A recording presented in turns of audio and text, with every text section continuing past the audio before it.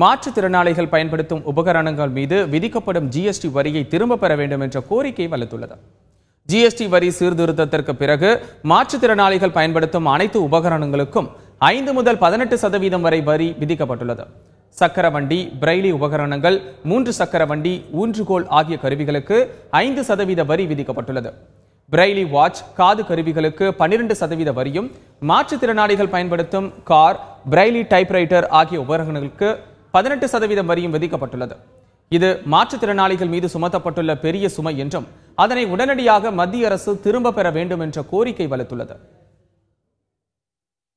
ஒரு சமூகத்தில் ஒரு இனீக்வாலிட்டி, ஒரு சமத்துவமின்மை நடக்குது.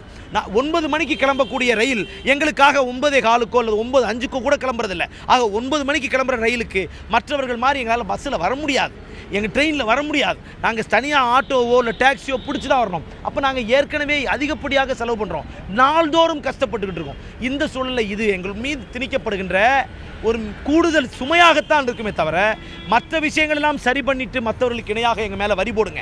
ஆனால் மற்ற எந்த விஷயத்தையும் இந்த சமூகம் சரியாக செய்யவில்லை. மாற்றுத்திறனாளிகளுக்கு எந்த அரசு கட்டடமும் நாங்கள் போகிற மாதிரி இல்லை. அப்படி எல்லா இடத்துலையும் எங்கள் மேலே கஷ்டத்தை உண்டாக்கிவிட்டு எங்கள் மேலே வரியும் போடுவதற்கு என்ன தார்மீக உரிமை? ஏற்கனவே இருந்தது போல 0% வரி ஏற்கனவே வரி இல்லாத நிலைமையில் தான் இருந்தது. எனவே அந்த நிலைமையே தொடர வேண்டும் என்பதுதான் இந்தியா முழுவதும் இருக்கக்கூடிய வாழக்கூடிய மாற்றுத்திறனாளியுடைய விருப்பம், வேண்டுகோள். இதுவரை எங்களுடைய வேண்டுகோளுக்கு மத்திய அரசு எந்த விதமான செவியையும் சாய்க்கவில்லை, எங்களுடைய கோரிக்கையை கண்டுகொள்ளவில்லை. இப்போ மீண்டும் மத்திய அரசிடம், நிதியமைச்சரிடம் மனு கொடுக்க இருக்கிறோம். பிரதமரையும் சந்திக்க நேரம் கேட்டிருக்கிறோம்.